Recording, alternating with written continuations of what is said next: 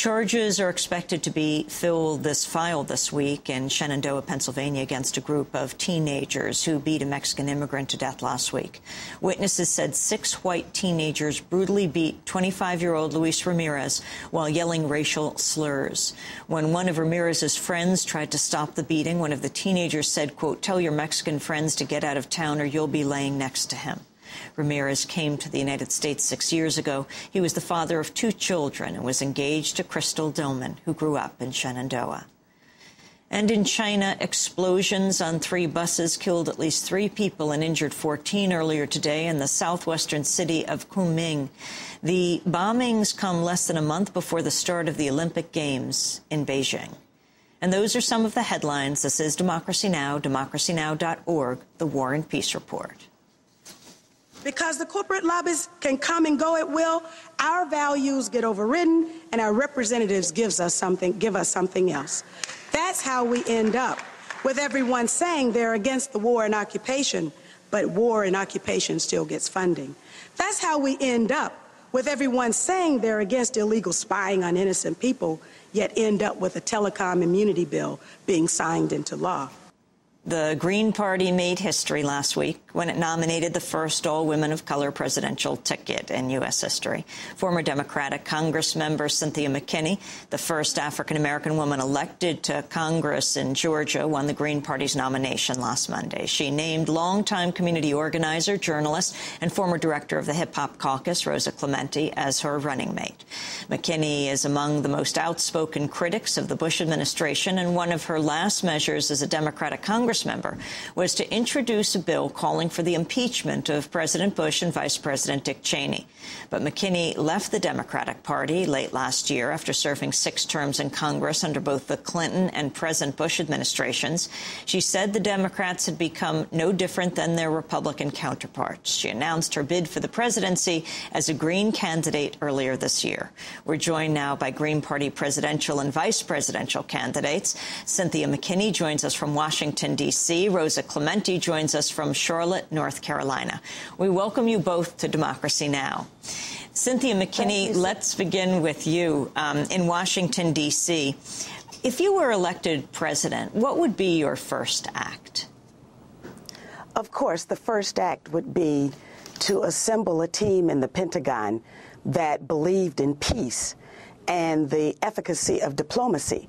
And therefore, we would make sure that we put together an orderly withdrawal, but immediate withdrawal of all of our young men and women, not just from Iraq and Afghanistan, but from the more than 100 countries around the world in which our soldiers are stationed.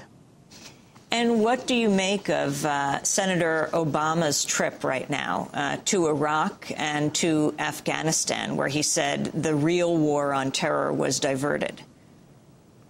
I think it's important that any presidential candidate have the opportunity to do these kinds of fact-finding missions. But, of course, one's lifelong activities ought to be preparation for running the most powerful country on the planet.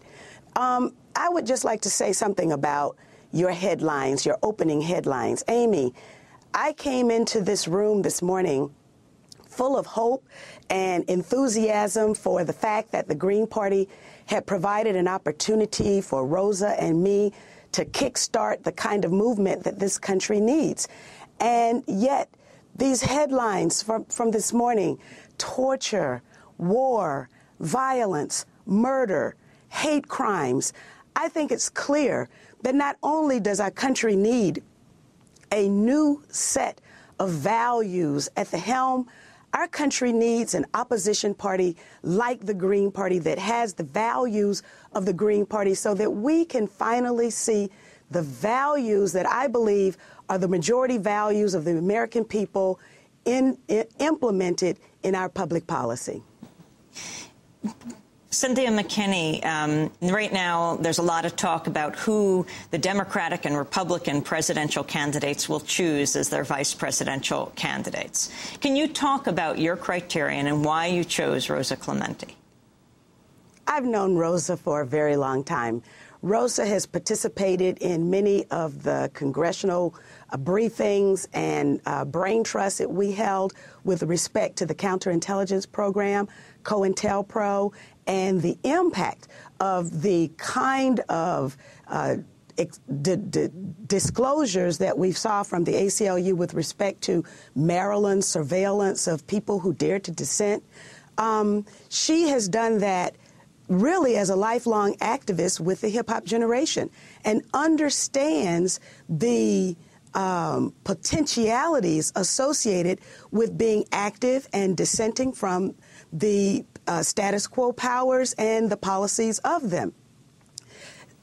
Rosa represents everything that is good and right about young people in this country. I'm reminded of the fact that it was high school students, university students that changed my life in the civil rights movement. They were unafraid to challenge the status quo. Rosa comes from that very same kind of commitment and tradition. Rosa Clemente, it's great to have you with us. Can you talk about what it means to be the Green Party's vice presidential candidate, to be a vice presidential candidate here in the United States? I mean, thank you for having me, Amy. It's a humbling experience, first and foremost.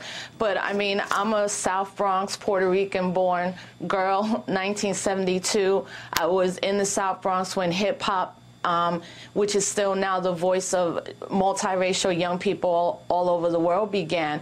So I'm humbled, but I'm ready for the work. I've been in a great tradition of student activists coming from the State University of New York at Albany in the early 90s to getting my master's at Cornell University under the mentorship of Dr. James Turner, and being a community organizer with the Malcolm X grassroots movement, but again under mentorship of the great late Richie Perez. So I'm humbled, but I'm also excited because I feel that many African-American, indigenous, Asian, Latino youth in this country, mostly working class, are completely disenfranchised and marginalized from a two-party system. There's over 40% of young people that still have not registered to vote, which shows their dissatisfaction with both the Republicans and Democrats. And I really want to bring the face of what hip-hop has always been for me, a voice of the voiceless, the mic that speaks truth to power, but also uses these elements to act against the status quo or the powers that be. And what do you think, Rosa Clemente, are the most important issues right now? What are you going to be campaigning on around the country?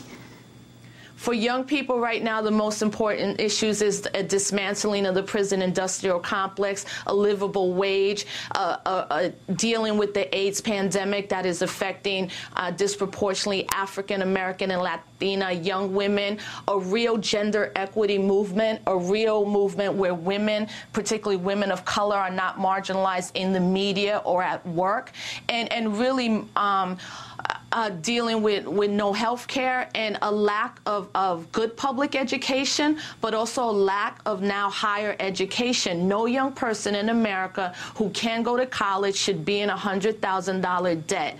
We are supposed to be competing with the best of the best, and we have over a 60% in some cities dropout rate of African American and Latino youth. So those are, I think, the most important pressing issues. And of course, an immediate withdrawal from Iran.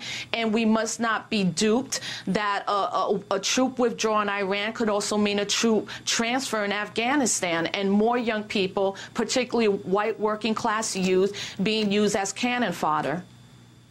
Cynthia McKinney, the other issues that you feel are critical right now that you're campaigning on, and what is your plan in these next few months leading up to November? How are you campaigning? I know you were here in New York this weekend. Now you're in Washington, and Rosa Clemente's in Charlotte, North Carolina.